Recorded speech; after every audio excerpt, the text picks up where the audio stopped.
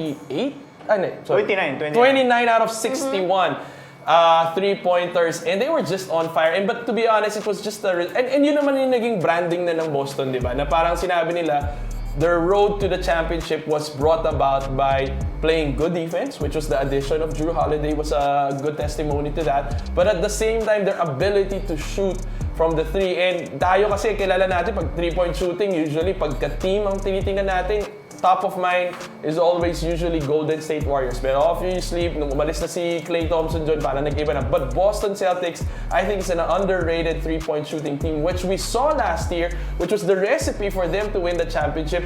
And they actually got even better this year. And for me, ang pinaka-standout, obviously, Tatum.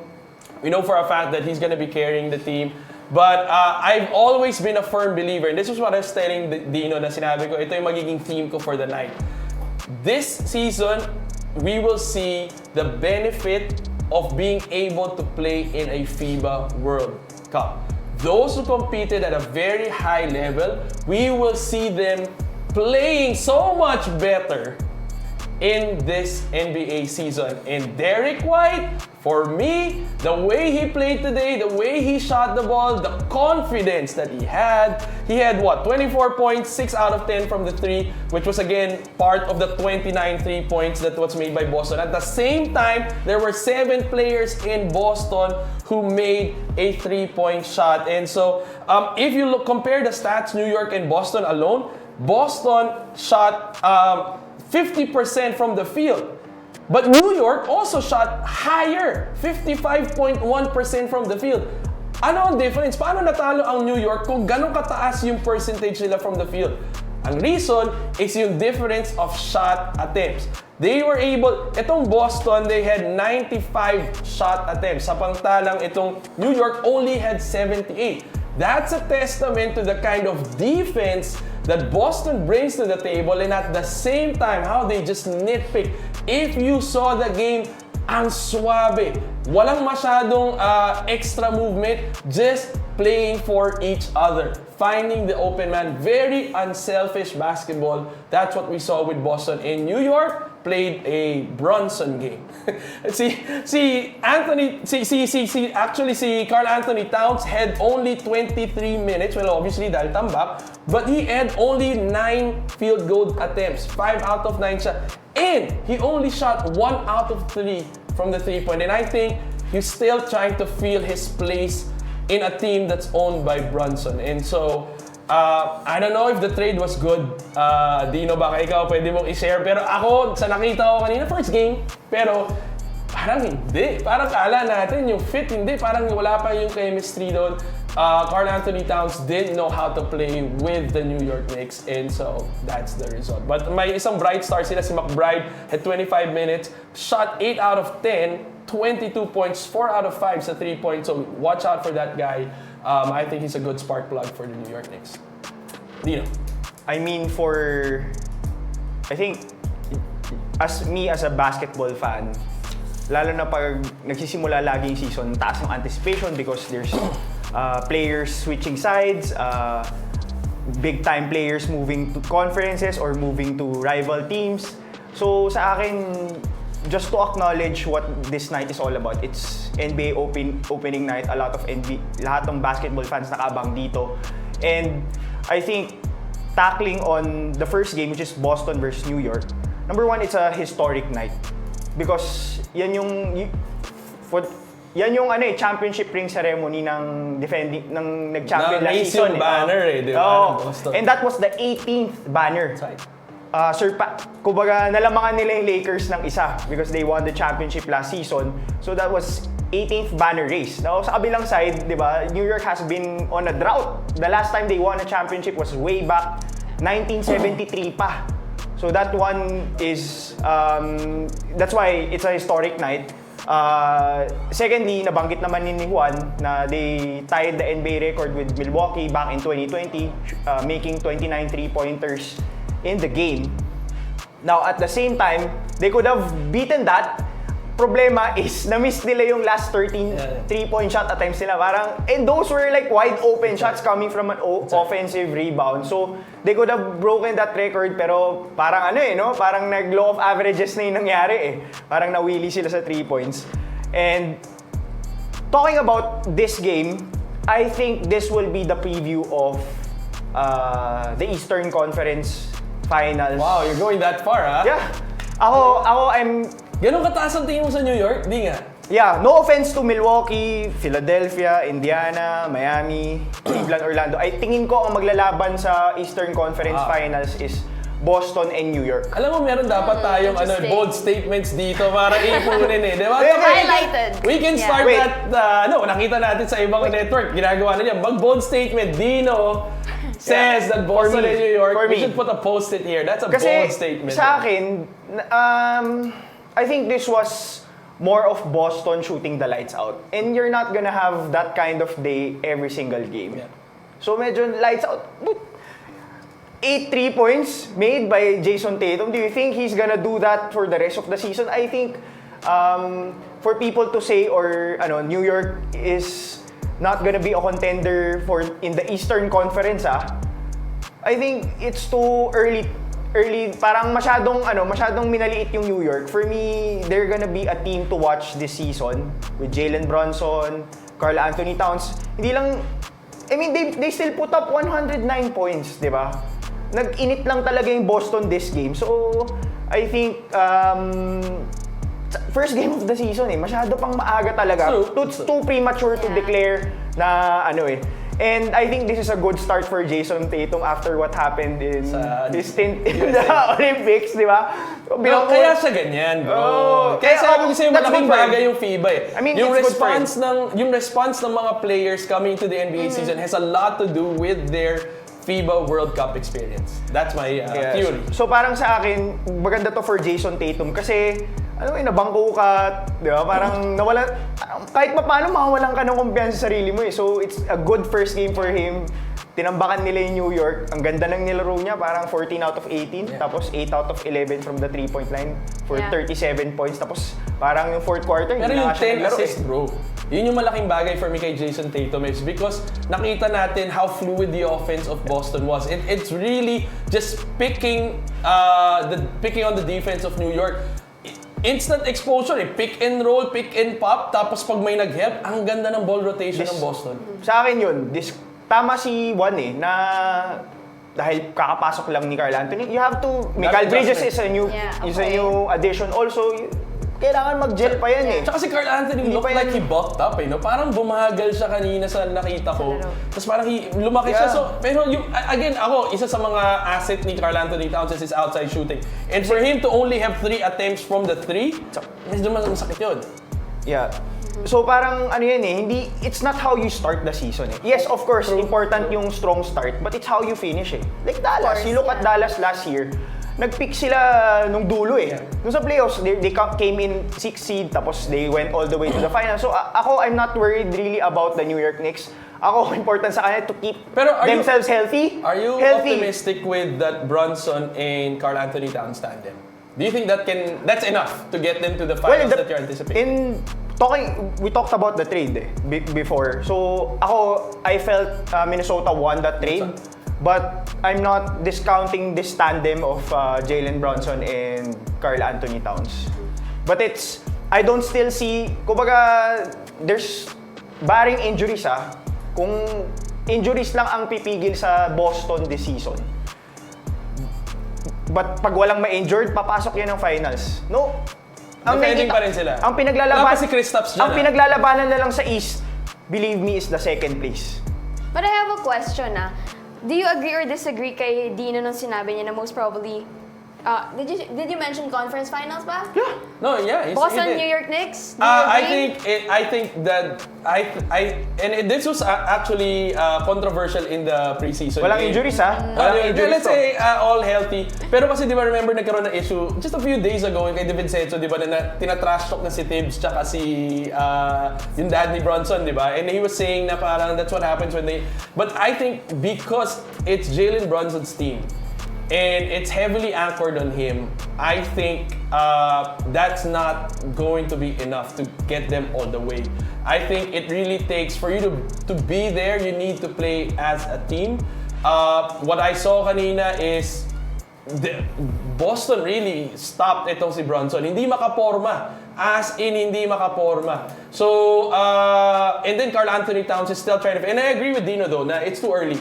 Okay? But parang the way Karl Anthony Towns was also trying to figure out how he will blend with the team, medyo mahirap-hirap tong New York. Mataas-taas, madami again contenders for that second. I do agree with Dino na pinaglalabanan dyan yung number 2 spot. But ang dami rin kasing contenders sa East na I think are viable also. Okay, I think it's time to move on to LA Lakers in Minnesota.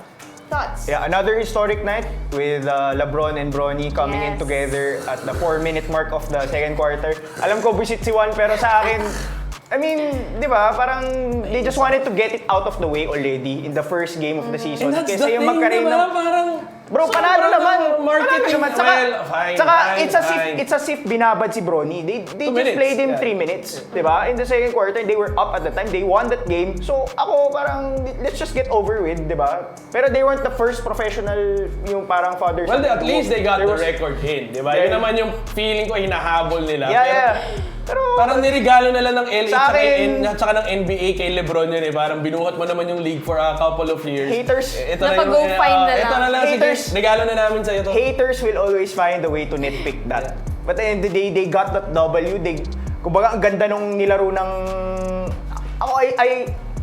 we were talking about it earlier, di ba? Sabi mo, a lot of people were picking the Minnesota. Before this day, I picked Boston and Lakers to win this game. Why? Because... number one, I feel like JJ Redick is not given a lot of credit. Parang it's as if he's a bum. Hindi naman bum si JJ Redick eh. He played under Mike Krzyzewski sa Duke. He was an elite player during his college years. At the same time, he played for 15 seasons in the NBA, having stints in Orlando, Clippers, LA Clippers, and then Philadelphia 76ers. He went to the finals with Dwight Howard and the Orlando Magic back in 2010. So parang sa akin... Do you think he's the coach for LeBron? Yeah, for me, I think given this, the way they played, the way they were, the effort on defense, di ba? You were going up against Minnesota, who went all the way to the Western Conference Finals. The Phoenix Suns in their series. They eliminated the defending champions, and they have Anthony Edwards right there, just to limit them with 103 points, and dominated the paint and rebounding categories, offensive rebounding. I think it's a good start for the Lakers. Ang only question for this team, I think it's the bench production, because they only had last year, I think they were bottom 5 sa NBA at 28.4 points per game. Tonight they only had 19 points, and the top scorer nila was 10 points si Jackson Hayes. That's the problem there. Now, who I see developing from the bench of the Lakers is Dalton Knecht and Max Christie, who just signed an extension, 4-year extension. So, medyo naging tight lang yung rotation because Bronny, ayaw mo si Bronny off the bench? Ha? Bro, diba they drafted Dalton Knecht for the first round, and then they drafted Bronny second. Bronny dun sa list na yun. Wait, let me just si Bronny for business, yan. They will, project player yan, they will allow him to develop, but Dalton Knecht, I know. he's for real. He's like a second he Reeves, can play. no? Diba? Parang siyang second Reeves eh. Di pare, yung athleticism tsaka yung shooting niya, parang I think I would say he would eventually be a better player than Austin Reeves. So nakikita ko mag-step up din si Max Christie and si Dalton Knecht eventually during the season. I think they just wanted to win this game badly. Yep. Just to For LeBron again. Yeah. Just sorry. Hindi ako hater ha. Actually, I really feel bad for Bronny, to be honest. Again, I've said my piece about this. I will shut up about that whole Bronny and LeBron day. Finally, they got that record. Give it to them. Now, let's move on NBA from that whole James family brouhaha. But for me, what's so optimistic about this whole LA Lakers is the way that Anthony Davis plays. I think he ate for lunch and breakfast and dinner, etong si Gobert tsaka si Julius Randle. You said that feeling mo lugi si New York dun sa trade. Sa pinakita ni Julius Randle, I think both Karl Anthony Towns and Julius Randle are still trying to figure out their place in their new teams. Because kanina, Anthony Davis just played so well. He was all over the floor. He actually scored, 36 points, 11 out of 23 from the field, 16 rebounds, 4 assists, but they couldn't stop him. Pinagpalit-palitan siya ni Gobert tsaka ni Julius Randle, and they couldn't find a way to stop him. He took them from outside, put the ball on the floor, got offensive rebounds, went from the weak side, popped all that he can do. This was the Anthony Davis that we felt like should be carrying the LA Lakers if he were healthy. And we saw that tonight. I think they also played, LA played such good defense against Anthony Edwards. Obviously, this guy is just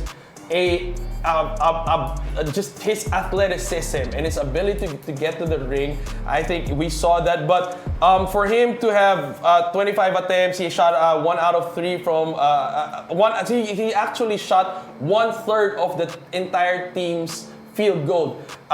So ganun kabuhat itong si Anthony Edwards just so for them to get and score that much in this ball game. But I'm hoping, I'm rooting for Minnesota, to be honest. But unfortunately, if they cannot find another source of offense, and if Julius Randle cannot figure out his place in this team, it's gonna be a repeat for performance of this kind of game against any team that they're gonna face. Yeah. Grabe ka naman sa Minnesota, first game pa lang eh. Hindi nga, ako to be honest, si Julius Randle couldn't, like, kanina pag pinanood mo siya, hindi niya alam kung anong gagawin sige, niya. Okay, sige. They lost this game, pero parang masyadong premature naman. I still believe they're a top 5 team in the Western Conference, itong Minnesota Timberwolves. Ang outcome nitong game, it tells more about what the LA Lakers is all about. They're for real! I'm telling you, they're for real. As long as LeBron and AD are healthy, stays healthy, and the way they can stay healthy is hindi pwedeng sila lang yung lagi nagbubuhat. Hachimura has to step up. Oh, but he did today though. Hachimura played well. Yes, he started well. Hachimura played well today. Yeah. So parang medyo nagko-coast through lang si LeBron ditong game eh. Hindi naman siya kailangan magbuhat eh. Yun yung kailangan mangyari for the Lakers. And I think they have a chance to finish in the top 5 this season. Agree. So sa akin, Dalton, the bench will be key, and then the other players in the starting 5 will be key for the Lakers. But I'm telling you, they're for real. 2 seasons ago, they were eliminated by the defending champions. Last season, di ba, first round sila ng Denver, dikit yung laban. That's the defending champions, di ba? It took a lot for Minnesota to eliminate the Denver. And you have to admit Nuggets. that last year, kailangan pa rin bumuhat ni LeBron eh, di ba? This year, parang with the lineup that they have, and again, if Anthony, and I feel like load management will still play a huge part because it's part of the strategy already. It's a very long season to stay healthy, and so I think they're gonna be very strategic when. And so what's good about what Dino said is yun nga, yung bench. Kasi sure na ipapahinga nila to si Anthony Davis tsaka si LeBron for the postseason. Yeah. So yung bench, the rest of the guys will have to be able to be consistent. So malaking bagay na hindi rin ma-injure yung bench, diba? At saka si Bronny, anyway, moving on. Okay, I guess we talaga have kay to Bro. move on to our second hot take. This time naman, you guys have to share with us your top 5 NBA players. So let's check our stats. Top 5. Yes, our list. Yeah, I think Okay, go ahead I can and start with it. I really had a hard time picking the top 5 NBA players. For sure. Especially the number 4 and number 5 kasi halos pag mapapansin mo halos dikit-dikit na lang yung mga mga players na yun eh. So, I'd rather go number 1 to number 5 kasi for me, easier yung top 3 ko. Number 1, it's Nikola Jokic. Number 2, it's Luka Doncic. Number 3 is Giannis Antetokounmpo. And then number 4, I gotta give it to the King, LeBron James. And number 5, Chef Curry. So, sa akin, the hardest part there was LeBron James, Steph Curry. Pag nakita nyo kasing ESPN rankings, they had Jason Tatum, Shai Gilgeous-Alexander. But I think my criteria here is if my kung ay criteria ko ng best player is if my goal is to win a championship this season, which player will give me the best chance of accomplishing it? That's right. So I do believe these are the top 5 picks na pipiliin ko. Na that players that will give me a championship this season. If we were to do a draft for the 30 teams, ito yung 5 players ko. Yun. Yep. That's basically it. Actually, most of the people, well, 3 out of 5 is on my list. Actually, I was really struggling with the likes of like SGA. I really wanted to put him in the list. I didn't want to put Giannis because I don't think I feel like until he doesn't evolve, like he has to evolve his game. Like we have to see more. But if we're seeing the same kind of Giannis, you know, he's like, di ba parang first He's not in your top 5? not in my top 5. What? Yep, I didn't put him in my top 5. Can you pull up the top 5 of one? Yes, my top 5. Giannis is not in the top 5. No, not my top 5. Even actually controversial pa dyan, si Luka is not in my top 5. Okay? Ha! For me, Oh my this goodness. is my top 5. And the reason why, and again, my justification. Bro! My justification is, relax, wait. My justification is because I saw them play in the FIBA World. And I always, I'm a firm believer that anytime you play in the FIBA World and you end up playing on a very high level and higher performance, the spillover is always in the coming season. It's always like that. May you go local, maybe in the PBA. If you see a player play so well, competing internationally, when they go back to their local league, they play so well. And for me, this is my top 5. And controversial, probably you can say old school. Number 1, the reason why I feel like it's Steph Curry, we saw him play in the FIBA World. We saw him, although yes, he played... Number 1 mo si Steph. Number 1 ko si Steph. Yeah. Because nawala si Clay. And for me, malaking bagay na Steph will now do the heavy lifting for Golden State Warriors. And I think he's going to be able to put up the numbers after what we've seen in the FIBA World. Although he didn't play well at the beginning of the FIBA World, I think Steph is just going to be a whole different monster coming. And he wanted to play in the FIBA World. He wanted to be there. Now that he's gotten the gold, I think he's going to try to go one last push and for the NBA season. And that's why I'm going to... Marka nyo to. Itong top 5 ko, pag-usapan ulit natin at the end of the year. And let's see how right I am. What? I think Steph Nikola Curry... Jokic, bro! Wait lang, hold on. Number 2. I think Steph Curry will really be a whole different monster. Nikola Jokic for me is number 2, but So again, you're saying Steph is better than Nikola Jokic? I think As a player, right now. no, you cannot say that they're una we're not comparing apples to apples, di ba? Steph Curry is a guard, Nikola Jokic Kaya is a kami center. tayo. Hindi, so ang sinasabi ko is the most impact ultimately at the end of it, sino ang makaka-put up ng numbers that will get their team. So madaming elements, obviously variables that will justify why. But ako, I'm basing it on a lot of outside the court factors also. The fact that I think Steph Curry is just gonna play differently this season because I think it's his last push, or else the whole Golden State Warriors will have to rethink the organizational structure of Golden State, especially na wala pa si Clay. Number 2, Nikola Jokic for me, obviously he's a mainstay. It was a toss between both of them switching. But I think also based on their performance in the world, it's just different, okay?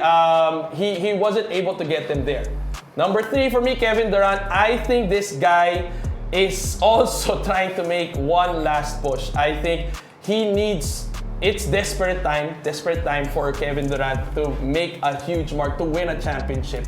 Or else he'll be relegated to be just one of those players that can score but cannot win a chip on his own. And I think that's why Phoenix will be a contender, a strong contender.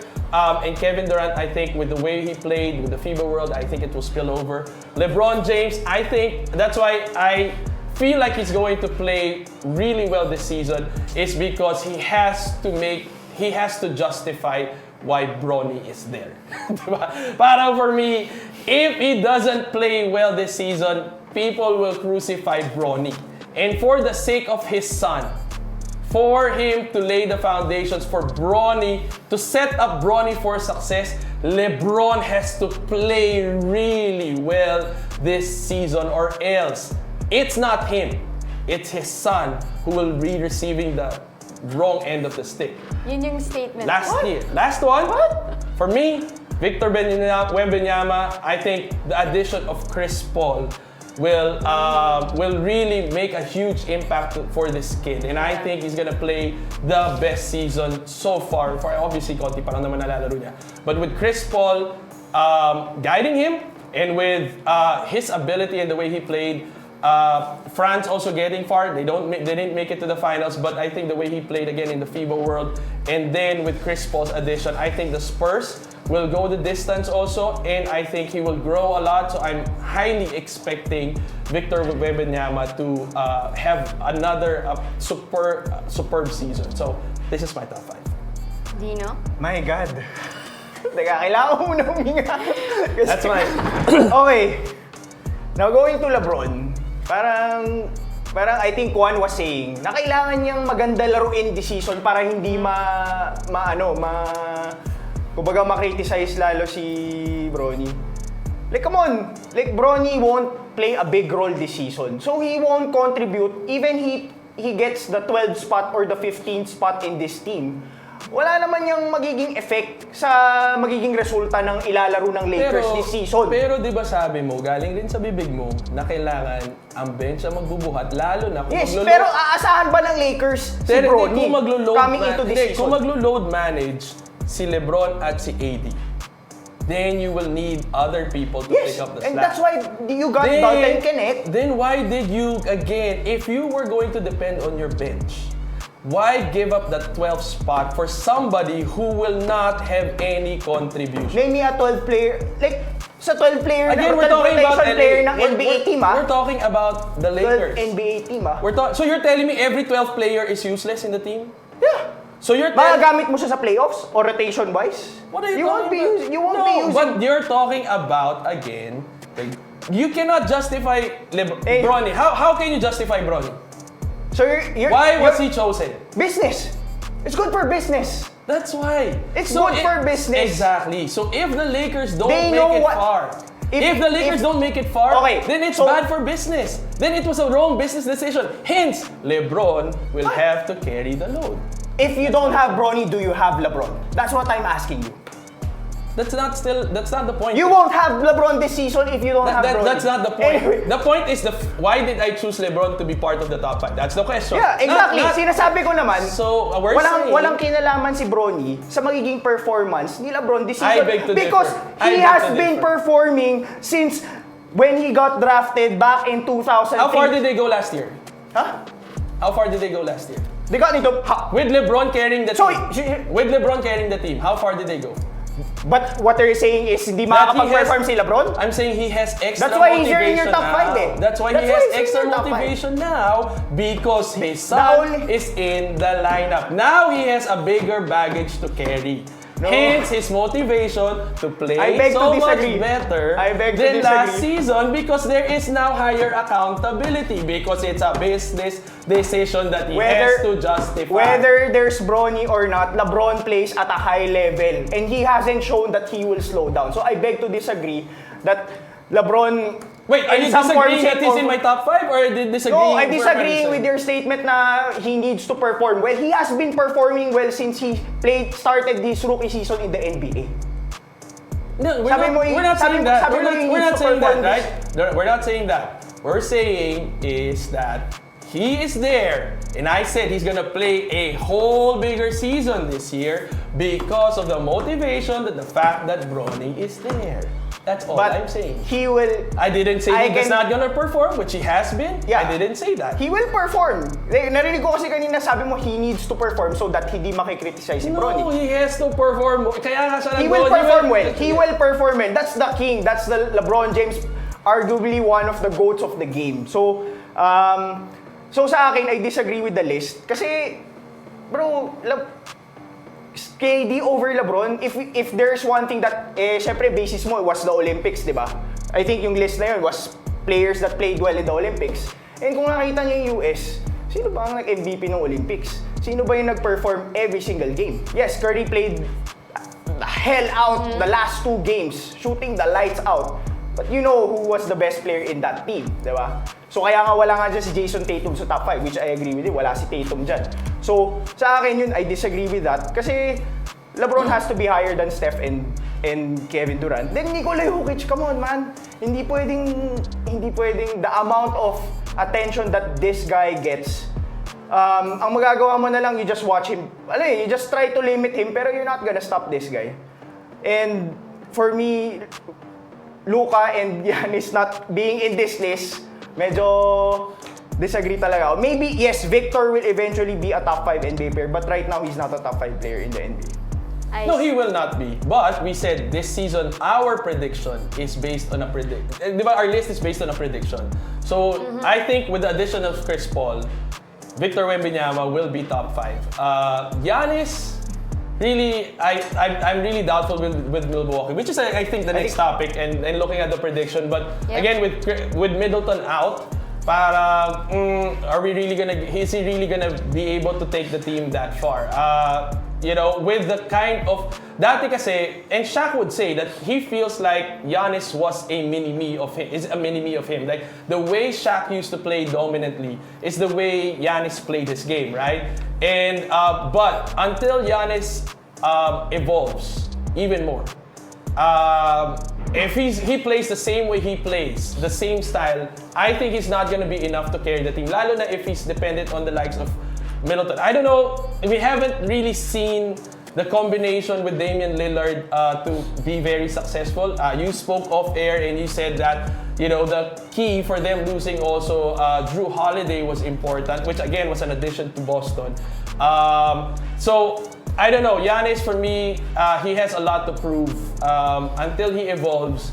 Again, we're looking at, this is a prediction, diba? Until he evolves, and if we see him evolve, maybe tomorrow when we see his game, we'll probably have a different take on how Giannis is. But if he still plays the same way he plays, obviously it's not enough. We saw that also in the Olympics, diba? Na hindi kakayanin. Kung ganun ka lang maglaro at ganun pa din, hindi mo kakayanin.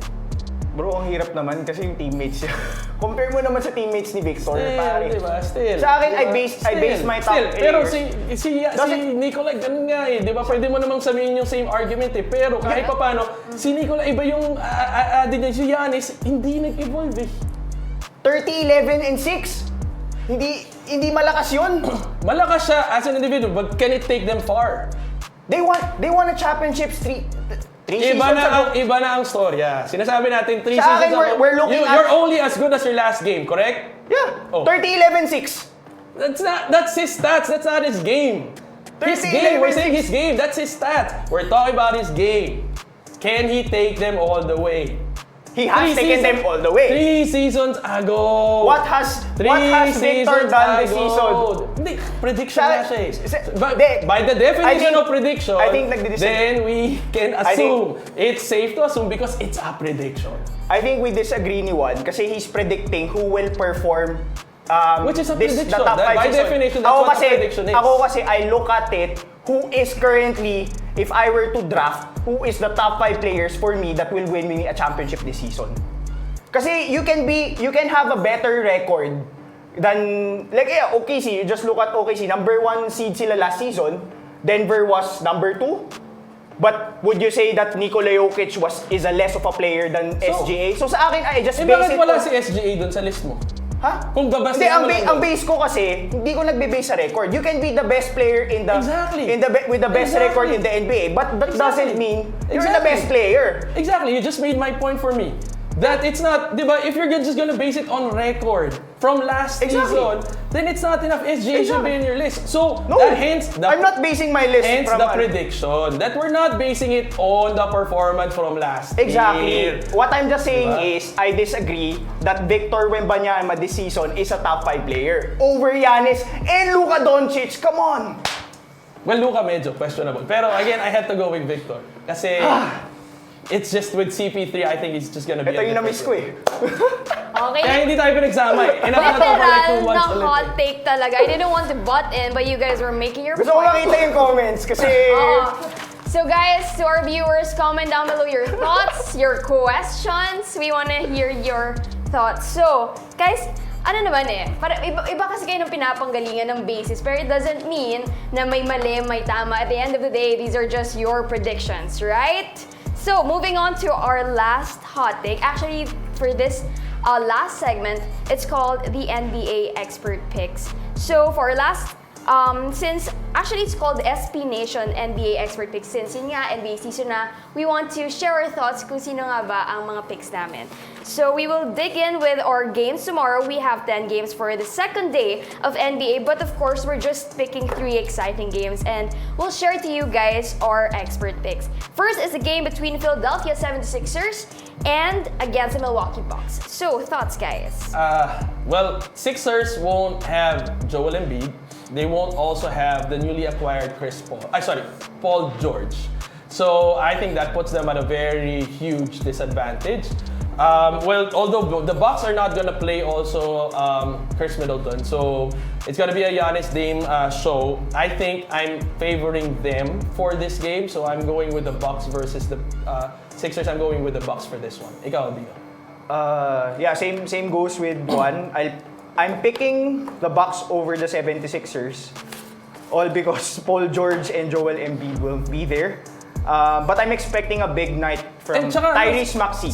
True. Pero si Embiid mawawala for 3 games. Hindi siya maglalaro daw for 3 games. So that has a huge impact on the 76ers. It might come out interesting kasi based sa injury report, si Giannis Antetokounmpo kasi is probable. Yeah.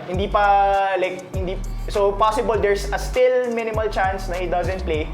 So it will end up being a Dame Lillard versus Tyrese Maxey matchup. But I think in terms of depth, I think Milwaukee has it. Ang advantage lang ng 76ers is it's their home opener. That's right. So, but I still believe the Bucks will come out on top of this.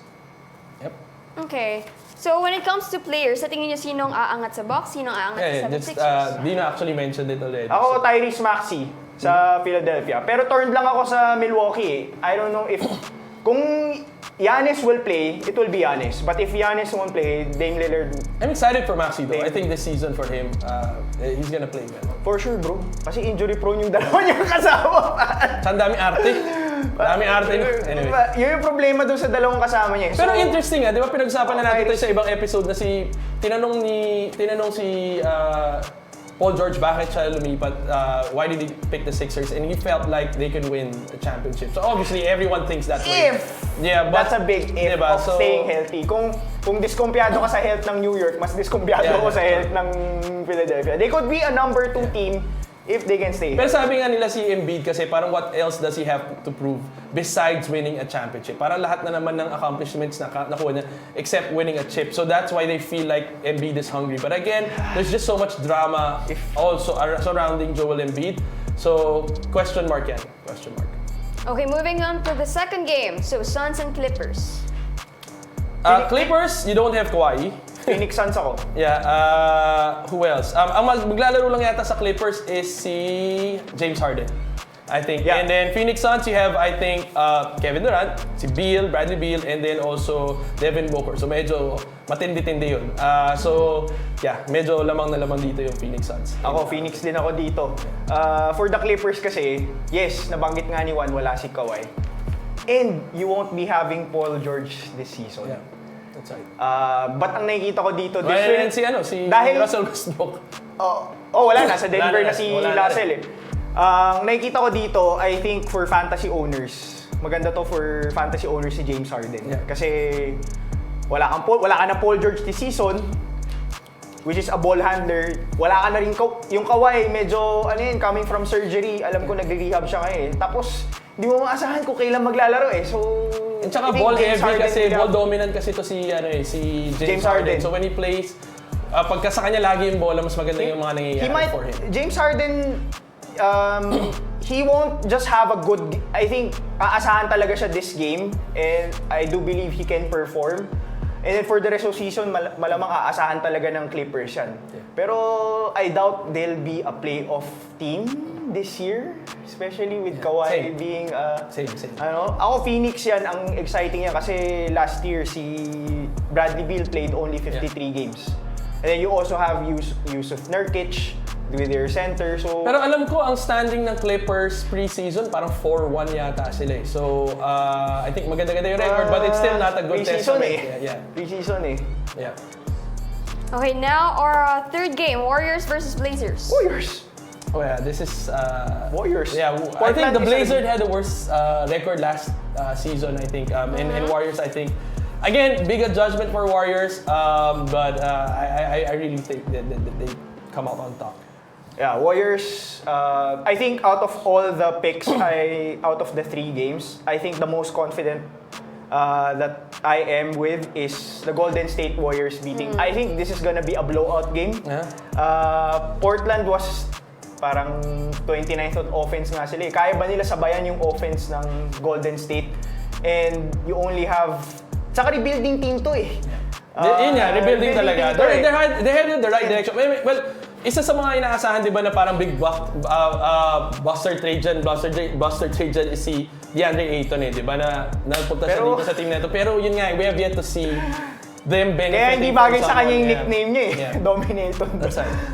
What I like about Golden State this season is they have a good mix of veterans and youth.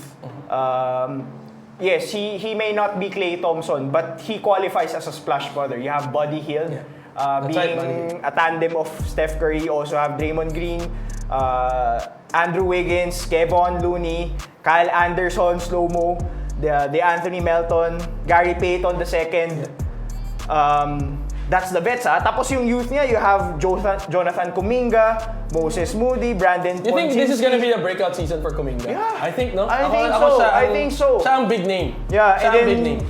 TJD, si Trace Jackson Davis, I think ang ganda ng mix nila. I wouldn't be surprised if they'll be a top 6 team this season. Ay, Anthony Simmons kasi hindi nag-perform last year sa, di ba, ang taas din ng expectation ng tao sa kanilang dalawang DeAndre. Pero interesting lahat ng pinili natin was away teams. Well, we'll see. Okay, just to recap, both of you guys agreed to first game Bucks, second Suns, and third, of course, Warriors. Yes. Right? Okay, moving on to our questions. Comments? So, comments. Thankful ang NBA teams kasi walang 100% healthy Kawhi. We actually miss Kawhi. No, we miss him. I would have to say na parang it's, well, kasi... Do you think he's a top 5 NBA player No, when no. healthy? When healthy? Now? No. Like, Now, in this season. kasi syempre, nag-decrease No, kunwari, na- health. Hindi, kasi parang nawala na siya sa radar ng tao. Parang, di ba, isa siya sa mga controversial players nga na lagi nag-load manage, di ba? Parang, nag-load manage ka na nga, lagi ka pa rin injured. Without pero injuries, do you think Kawhi is a top 5 NBA Not top 5 for me, in my opinion. Not top 5. I think he's older.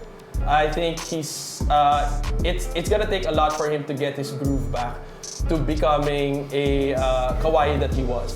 You know, he sobrang simple Top 10. niya kasi. I don't know eh. Ako, actually, yung list ng NBA, wala nga siya sa top 10 na, alam mo yun. So hindi pa, ang dami ko pang medyo debatable sa akin na dapat ito nilagay ko sa top 5 ko. Pero, yun, so yung mga yun, dapat nasa at least 6 to 10 ko, di ba? And wala pa rin si Kawhi doon for me. I see. For me, I agree with Chuck Charles Barkley when he said the best ability is availability, and wala na talagang check dun si Kawhi Leonard eh. But give a healthy Kawhi Leonard, to me, is a top 10 NBA player. This season? May not be top 5. Like, assuming that he's healthy Yes. this season, kaya pa? Plays 83 games, 82 games, top 5, top 10 NBA player yan. I think he would be better than an SGA. Mas magaling. Talaga? Jason, for me. Kasi, Yung SGA parang upward yung trajectory eh. Di ba? we're just basing this season Yeah. I mean, I'm assuming lang upward yung Di ako trajectory masyado na sold baka- kay, di ako masyado sold kay SGA, tsaka kay Tatum eh. Like, Tatum, dumating... Pero grabe yung Tatum kahapon, hindi kanina, di ba? Parang ibang ako nga for me, that could have been like the way Jason Tatum is playing. I'm not sold on Tatum. I feel like that was like the parang ano Revenge game? the peak of Kawhi. Yung kung gaano kalaki yung Iba impact yung- ni Tatum ngayon. Iba yung It's Kawhi. like how I felt like Kawhi could have been like that. Like that was ganyan si Kawhi nung sobrang laking impact na sa game. Sa akin kasi, you can put a knock on si Tatum kasi yung teammates siya kasi. Pero sa buhat, grabe siya kanina off at pick and Sa roll. akin, the one knock Grabe, ang the one galing. knock on Jason Tatum last season, yes, they won the championship. Yes, he was a first team All-NBA. But the All-NBA is based on regular season. it doesn't count the postseason. And now when you look at the postseason, who won the Eastern Conference MVP? It was the Larry Bird Trophy. It was Jaylen Brown. And then who won the Finals MVP? It was Jaylen Brown. Then you add in Derek White, you add in Jrue Holiday, then you add Kristaps Porzingis, you have Al Horford, Peyton Pritchard, Xavier Tillman. So parang sa akin, I'm not sold on Jason Tatum as a top 5 NBA player. But just by your statement, nakakatakot yung Boston. I think they could be still defending. Sabi ko talaga when they got Jrue Holiday, I know for myself, that was the missing piece, no? Oh. Tsaka yung Kristaps, yung dalawa. Oh. Kristaps and Jrue Tsaka Holiday. ang masakit dun sa Derek White, tsaka Jrue Holiday. Umaling Defensive guard eh. Tsaka yung Tsaka may Derek opensa White. eh. Grabe yung Derek White. Ay, nako yung kumpiyansa. May depensa na, may opensa na. May opensa pa. Okay, now moving on to our next comment. Back-to-back for Boston. Can anyone stop the Celtics? I would have Power Mac. To be honest, I would have to agree. I really have to agree that to be the best, you have to beat the best. And right now, Boston is like the way they played today. Obviously, it's a first game, but they just kind of brought it, and they just kind of showed everyone that this is the Boston team that you're gonna play against. Ako Denver. Scary. The one team na nakikita ko. You think Russell Westbrook was a good addition? Yeah. You have Jokic there. He's the anchor eh. Siya at saka si Jamal Murray. Hindi ko with kasi him. mahala si Russell Westbrook eh. Hindi. Hindi ko poison siya eh. Para saan siya mapunta. For all Westbrook fans, I apologize. But I feel like he just doesn't fit in. For some reason, he doesn't fit in. And I think parang, oh man, I actually felt bad that he joined Denver.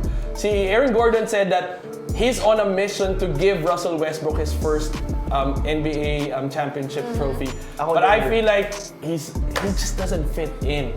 That's my. I feel like Denver, Dallas might be if Clay kahit papaano yung at least 70-80% of what he was in Golden State.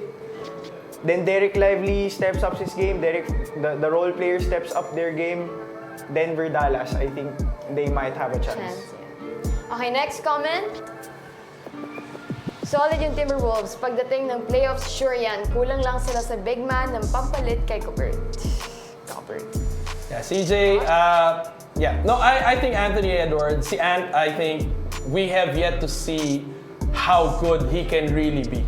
You know, to be honest. And today, buhat talaga siya. 1/3 of the field goal siya tumira para lang mapadikit yung laban against LA. But I felt like kanina there has to be more chemistry between him and Gobert, to be honest. Julius Randle doesn't still fit in also in the system. Like, he couldn't find his spot. He doesn't know what kind of help he can give. So I think nagkakapaan pa sila. But once that clicks, then very promising yung trade na sinabi ni Dino nga na nangyari. Na dapat panalo yung Timberwolves dun sa trade na yun.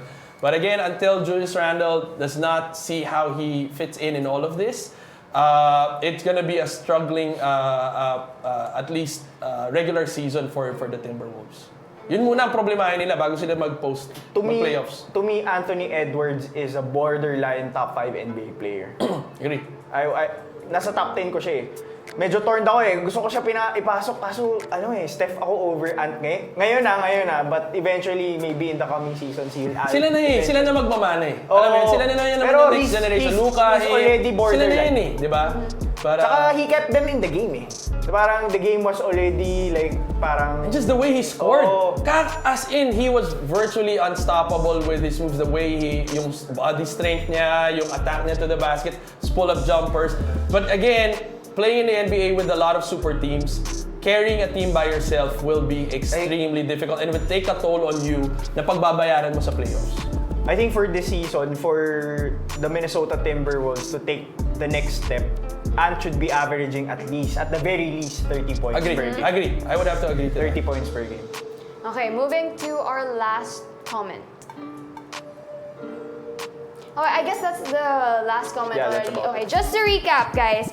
So, you guys mentioned your reasons kung bakit sa tingin nyo nga na tama na Boston ang nanalo. But you said New York Knicks may chance talaga. Yeah. Now to your top 5, you guys may similarities kayo, but of course, mayroon ding iba-iba. So Dino, Jokic, Luka, Giannis, LeBron, Steph 1, Steph first. Nicola, Kevin Durant, LeBron, and Wemby. And then for our last hot take naman, pare-pares kayo ng pick. So again, guys, first, Bucks, Suns, and then Warriors, right? Okay, so it's been a fun discussion, you guys. NBA is back! NBA is back. League pass na po at masakit sa bulsa, pero again, it's gonna be a fun season. There were a lot of shakeups, I think, and there are a lot of things to look forward to. So do tune in. NBA, we're gonna do a lot of NBA talks here. And hopefully predictions, tama sana yung predictions namin. But yeah, it expands our conversation. Beyond local Tsaka basketball. laging may something to look forward to every season. Yep. Like this season, di ba, yung storyline ng, one of them was the storyline of Bronny, storyline of New York Knicks having Karl Anthony Towns. So, every season comes in different shapes and sizes, in packages. And I think... And everyone's wait and see. And you don't know what's gonna happen. Di ba? Wait and see lahat na parang tama kaya yung move na yun.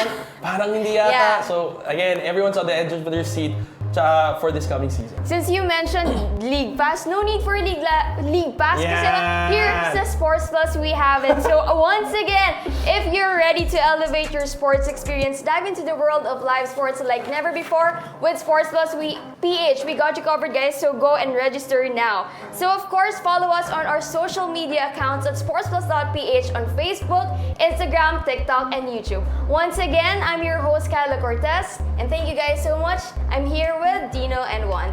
Thank you, guys. Stay dry, everyone. Is it true that Dwight Ramos visited groceries late in Toyama so that you could get them at a discounted price? That was right. Every grocery store in Japan does that, I think.